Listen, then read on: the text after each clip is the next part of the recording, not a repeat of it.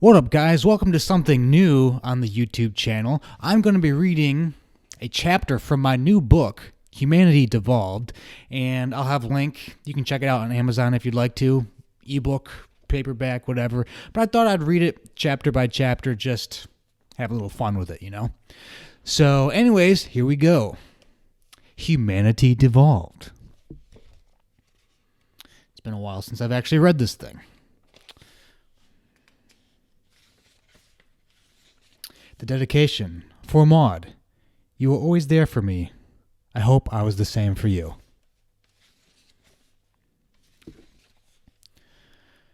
Alright. Chapter 1. The morning sun tried its best to break through the heavy fog, but the blanket of gray cocooned the city of Portland. Glass skyscrapers attempted to pierce the barrier above, only to instead disappear into the clouds. Below, pedestrians hurried along the gray walkways, a reflection of the sky above. Surrounded by the glass and steel of towering 22nd century architecture, the encompassing gray continually reflected in on itself like a hall of mirrors, leaving the city and those who called it home in a perpetual state of gloom.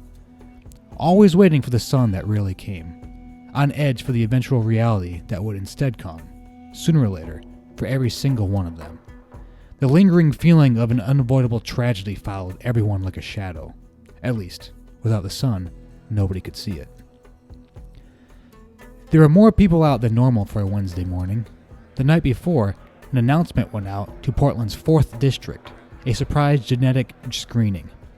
For anyone listening, an audible groan rang through the district, a collective realization that Wednesday would be the last day for some, where the unavoidable tragedy would finally reveal itself. Citizens of the 4th District were required by central government law to make their way to the downtown hospital and submit to genetic screening. Those free of genetic mutations would be cleared for another month. Yet for those flagged with the presence of genetic mutations, which signaled the earliest development of cancer, cardiovascular disorders, dementia, and other conditions, they were plucked from society. They were never given a chance to say goodbye to loved ones, to hug children, to give a farewell to parents. On the days of screenings, those called in said their goodbyes, just in case. Many of them recorded videos to be distributed should they test positive. Final farewells were put in letters from a battle they weren't allowed to fight. While there were rumors as to what might happen to those following removal, nobody truly knew for sure. They were removed. They were simply removed. Disposed of. Unfit for modern humanity and its quest for perfection. An evolved humanity deserved the best of the best. Those removed were not it. Alec Nicole reached for the back of his neck, scratching at an itch he couldn't calm. He hated the random DNA checks. Not that he'd ever known anything different. The middle-aged man had gone in for the monthly screenings his entire life. They always seemed to come at the worst possible times.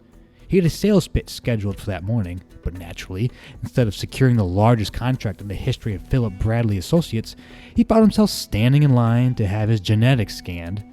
That left his junior partner to deliver the pitch, which meant it would either cost Philip Bradley Associates the account, or likely land the junior partner a position he himself had been gunning for.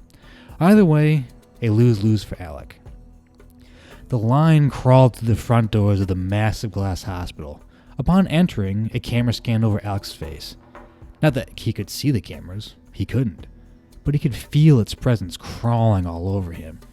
A floor designation appeared on his wrist communicator, a small device everyone wore along the front of their forearms.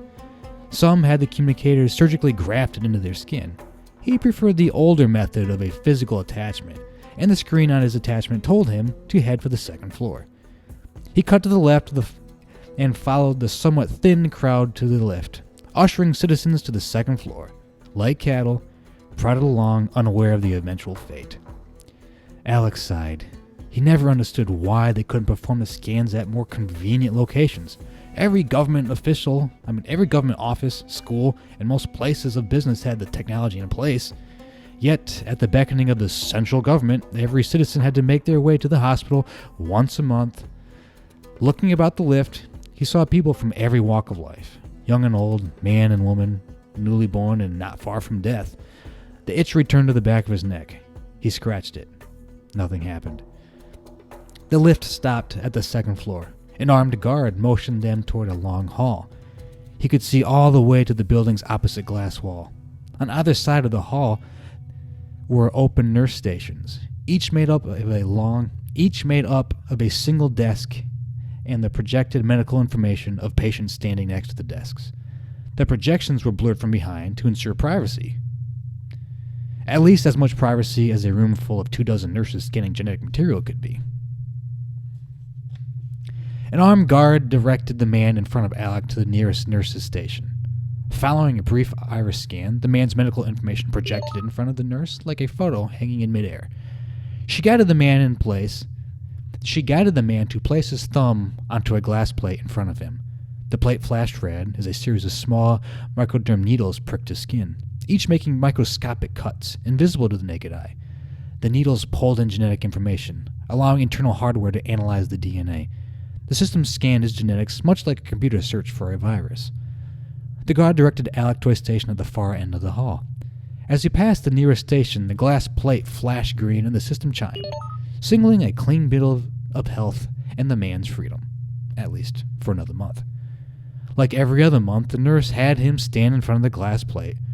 Unlike every other month, though, he found the nurse surprisingly attractive.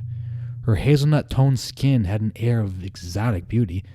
He wondered if she'd had any cosmetic pigmentation surgery to alter her appearance, or if it was her natural skin tone. Not that it mattered, natural or not.